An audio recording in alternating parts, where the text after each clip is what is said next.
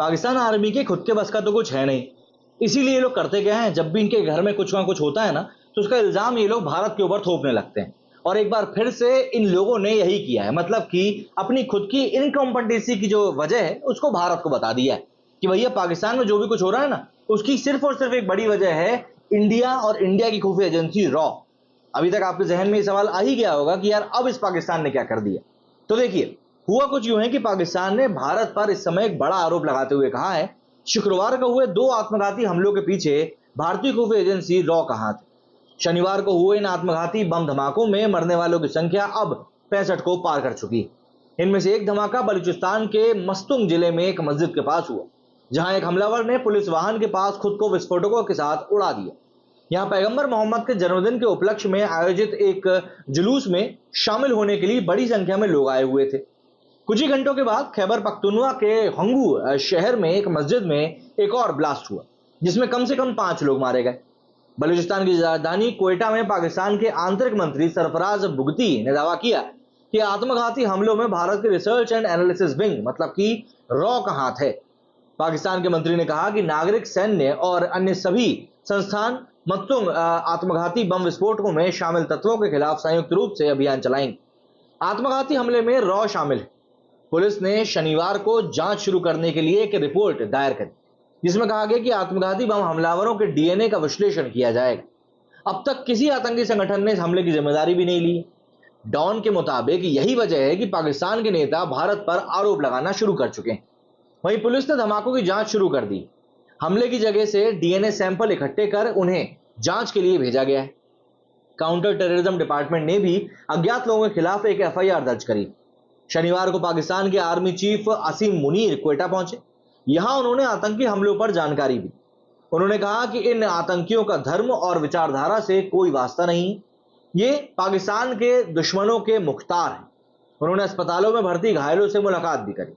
एक तरफ जहां पाकिस्तान के इंटीरियर मिनिस्टर ने हमलों पर आरोप भारत के ऊपर मढ़ दिया है, वहीं पाकिस्तान अपने भीतर पनप रहे आतंकी संगठन टीटीपी यानी कि तहरीक तालिबान पाकिस्तान और आईसिस के बेस पर हमले करने की तैयारी कर रहा है। हालांकि हमलों के तुरंत बाद टीटीपी ने इससे पल्ला झाड़ते हुए कहा था कि इनमें किसी तरह से उनका हाथ नहीं, वो मस्जिदों पर हमले नहीं करते। 29 सितंबर को पाकिस्तान के खैबर पख्तूनवा और बलूचिस्तान में हुए दोनों हमले में मस्जिदों के पास होने की बात बताई गई। बलूचिस्तान के मस्तुंग में हुए हमलों पर वहां के डीएसपी ने बताया कि सुसाइड बॉम्बर पैदल चलकर मदीना मस्जिद तक पहुंचा था, जहां कई सौ लोग और बच्चे झंडे लेकर जुलूस निकालने का इंतजार कर रहे थे। हमलावर ने मौलाना के पहुंचने तक का इंतजार किया और फिर धमाका कर दिया। पहले धमाके वाले दिन बलूचिस्तान के कार्यवाहक सूचना मंत्री जन अचकजई ने कहा था कि हमारे दुश्मन विदेशी ताकतों की मदद से बलूचिस्तान में धार्मिक जगहों को निशाना बनाकर शांति भंग करना चाहते हैं। इस तरह के हमले बर्दाश्त नहीं किए जाएंगे।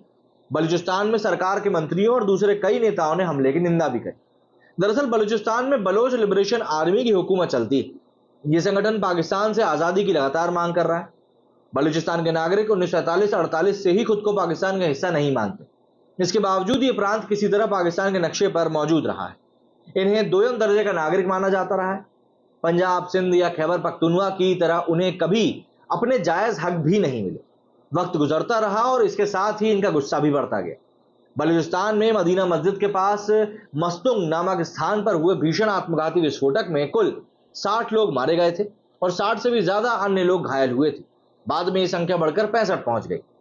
खैबर पख्तूनवा के हंगू में एक पुलिस स्टेशन की मस्जिद को निशाना बनाकर किए गए दूसरे बम हमले में 5 लोग मारे गए थे और विस्फोटक की वजह से मस्जिद की छत गिरने से 12 अन्य लोग घायल भी हो गए थे।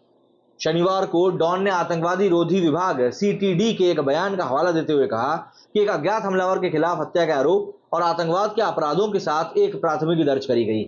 रिपोर्ट में कहा गया है कि अभी तक किसी भी समूह ने इसकी हमले की जिम्मेदारी नहीं ली है। पाकिस्तान में पहले भी इस तरह के कई सारे आत्मघाती हमलों को अंजाम दे चुका प्रतिबंधित तहरीक तालिबान पाकिस्तान ने इससे अपना सीधे तौर पर पल्ला झाड़ लिया था कि भैया हमारा इसमें कोई हाथ नहीं है।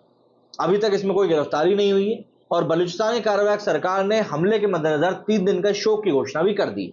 लेकिन मुद्दा यही है कि पाकिस्तान ने एक बार फिर से अपनी नाकामी का ठीकरा भारत के ऊपर फोड़ते हुए कहा है कि यहाँ पर तो भारत का हाथ है।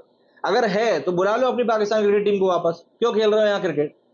आरोप प्रत्यारोप लगाने को बोल दो बस, काम धाम कुछ है नहीं। मेरे से फिलहाल इतना ही। जय हिंद, जय भारत।